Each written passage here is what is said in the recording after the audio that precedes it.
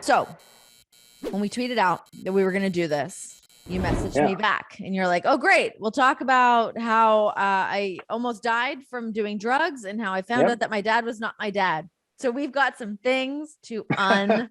I said that was the boring stuff. The fun stuff's the photos. We got to start somewhere, right? So I'll start to like unpeel this layer with that. So you and I have never really spoken about this with the addiction issues that you've had and that you've been through. Where did that start and how did you end up on the other side of things? I mean, you said you're playing with house money at this point. Yeah. So growing up, my father, who I would later find out was not my father, he was an alcoholic. And basically his entire side of his family, dealt with alcohol issues or drug issues the whole time. And so I swore as a little kid, never going to drink, not going to happen. And so I went till I was 21, never had a drink. High school parties. I would have parties at my house in high school and never drink, even though everyone else was wasted. Because I was like, no, I'm just not going to do it. And then you turn 21, start hanging out at bars. I'm like, I can have a drink. Right? Who cares? And the thing is with alcohol was never my issue ever. Like I could stop alcohol anytime. I could have one drink, not drink the rest of the night. I could have 30 drinks, whatever. But what happens is because of the way I am, I'm then like, well, what's the next thing I can do? Right? What's the next thing? And so moved out and got a place with a couple people.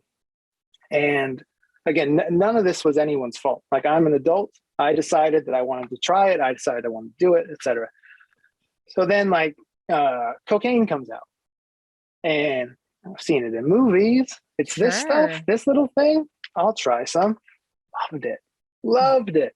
It was fantastic. It's awful to say. It's amazing.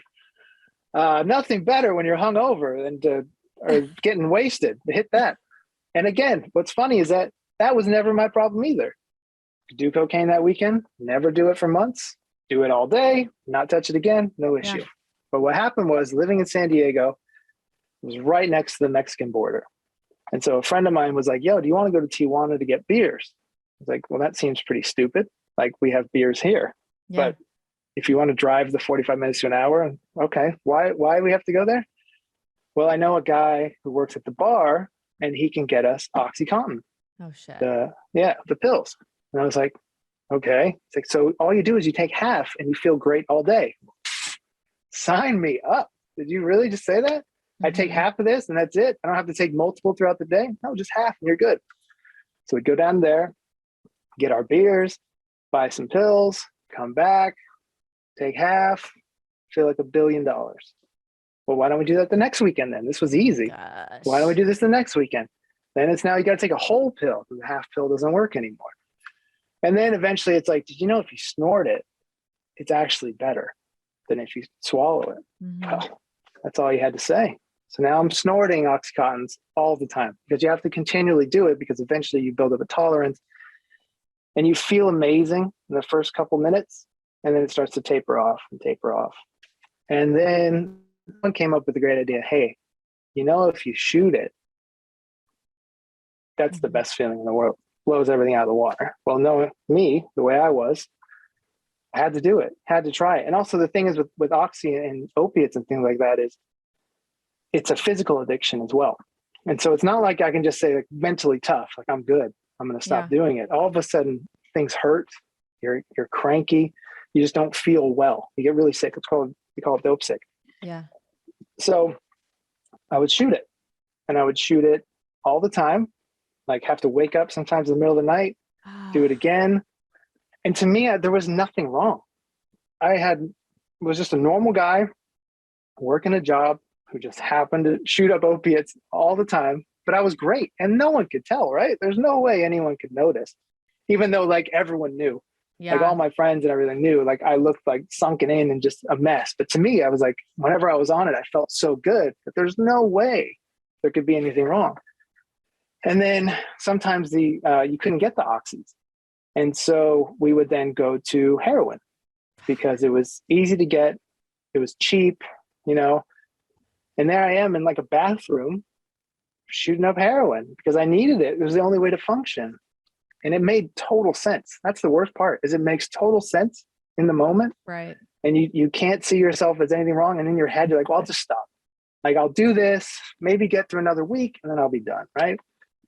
And then like there were times where I would be in Mexico in like abandoned like warehouses or restaurants or whatever buildings were near there, because you'd buy it from one spot, but then you'd have to go somewhere else to do it. Obviously, you can't be doing it right there.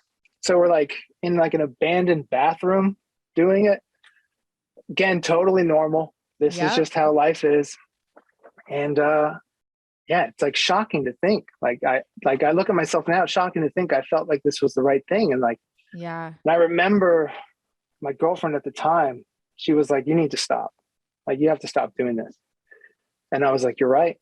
You are 100% right. I am stopping today. And she's like, oh my God, that's the best news. Like, almost crying. Like, this is amazing. I'm so glad. She's like, do you want to go get like dinner or come to my house? I'm like, no, I got to go home. And she's like, whoa, you don't want to be with me? Why do you want to go home? I have to do all my drugs today. It's the last day I can do them. Yeah. And so it made total sense to me. Like, I'm going to stop tomorrow. So that continued on for a long time. That's really common, isn't it? When people think that they're like about to stop and they like go like on a real bender. Oh yeah, because it's the last day. We got to celebrate, and then I'll never have those cravings ever again, of course, if I just stop. And so this continued on.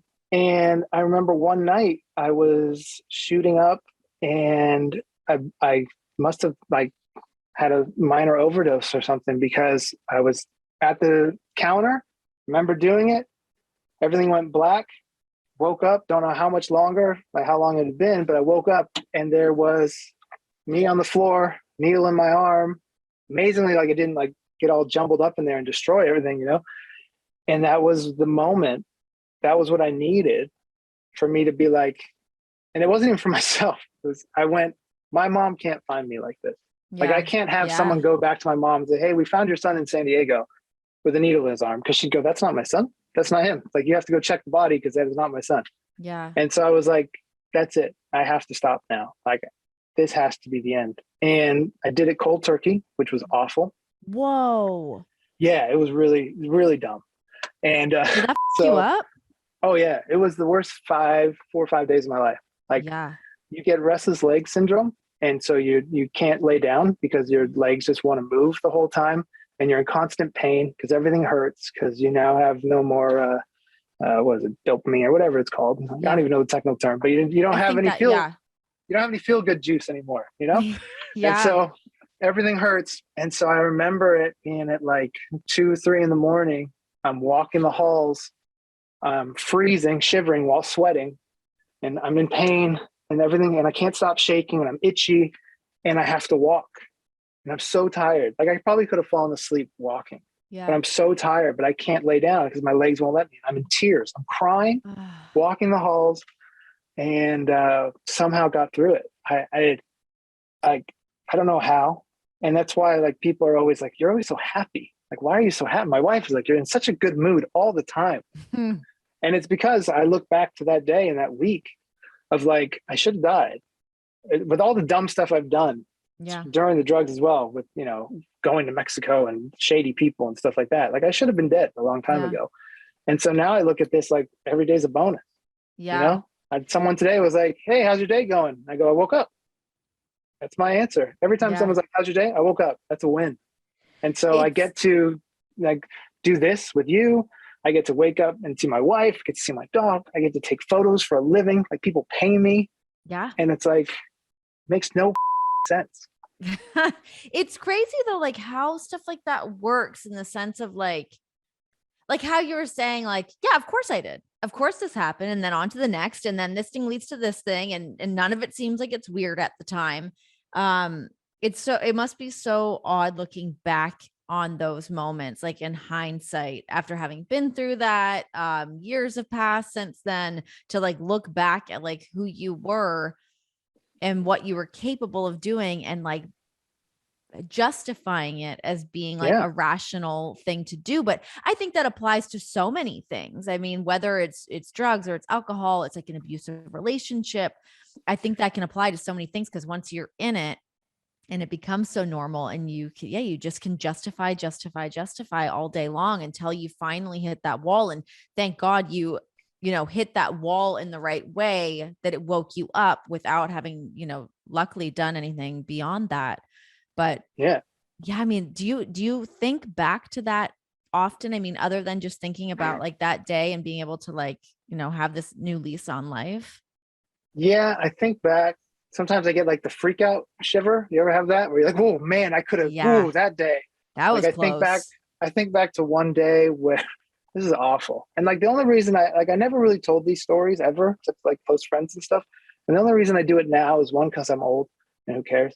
But two, it's because like I hope that maybe there's someone that like is struggling and hears it Yeah. and realizes like, one, there's plenty of other people that have gone through it. And two, that there's no script to how it's supposed to end. Like there's no no straight line. Some people Mm-hmm. go this way, some people this way, and we all are working together to get to the common goal, which is, being happy and healthy and hopefully, opiate free. But I Yeah. remember one time we had to get heroin, and the person who brought it was like, cool, let's all do it, which was fine. Of course, let's all do it. And so we went, and then the guy who brought it was like, okay, well, I'm scared of needles. I'm like, okay. He's like, so you have to do it. So like, he's a complete stranger. Don't know this dude. And so I shot him up, and I think back to like, I could have like, if he died, overdosed, you know what I mean? Like, I didn't know what I was doing. Like, we knew what we were doing. We didn't know what we were doing. Yeah. Like, if something happened to this complete stranger dude that, is your heroin dealer, and he dies, I'm going to jail. Like, I got so lucky that something, or he didn't like leave and crash into someone, you know what I'm saying? Yeah. And then they're like, oh, you're on drugs. Oh, I actually got it from Ryan over here, and then like, I'm done for life. And I look back on all these dumb things of, run-ins with cops and things like that, where it's just like, I was a split second away crossing the border with stuff, you know what I mean? Like split second away from my life being over. And also my mother, who, it's not her fault whatsoever. She was fantastic. She was a wonderful woman, did everything she possibly could to give me the best life possible. And having her possibly think like she screwed up, Right. And like, I think that's another thing, like for people who have relatives or children or anything like that, they're dealing with it. Like, I'm gonna 99% of the time, it's not your fault. Like, that's just the way we're wired, or it's just circumstances. But like, there was nothing my mother could have done that would have made me not want to try it, Yeah. Yep. And it's, I mean, just looking at you now, like you're in the closet of your beautiful home, everything's so organized and looks so nice. And to think like this other life was being lived before, and you're able to pull yourself out of that. You're married, you've got this amazing career, you've got your cute little dog. Like it's so a walk-in closet. I've never had a walk-in closet. I have Come a home. on, I never had a everybody. home. I always had apartments. I was never going to have a home. Yeah. Like we grew up with not a lot of money. My mother did everything she could to like, give us the best life possible. But like, I was even reflecting back, like sixth grade, we had a field trip. Everyone went to Washington, D.C. That was a field trip to get to like learn about history. 4 kids couldn't go because it was like $600 on one of the 4. Yeah. Or going to a high school that was a private school, but my mother scraped up everything to pay for it, So I'm around all these kids that have a lot of money that are getting like cars for their 16th birthday, and they're getting houses, down payments paid for when they're 18. And I'm like, I got to hand me down this. I got my, one pair of shoes for the year. Yeah. And so it's like, it's a trip. And that's why like, I feel so good every day, because like, this shouldn't happen, It wasn't meant to be for me. And I was like, screw it. Let's just go. And it is such commonplace too. I mean, especially with opioids too. I mean, you hear about that so much, whether it's you're going to have a surgery and they have you walk out with like 200 of these pills. Like, no wonder there is such a problem in America with people on these drugs. I mean, whether it's something that you're just seeking out, or it's something that just happens to like land in your lap. And kudos to you for getting off of that and on your own to be able to do that. I mean, no easy feat, obviously. I'm just can't a stubborn imagine. My wife will tell you, I'm a Taurus. I am stubborn. I am a stubborn idiot. So if you say I can't do it, fine, I'm going to do it. I'm going to be crying in the hallway.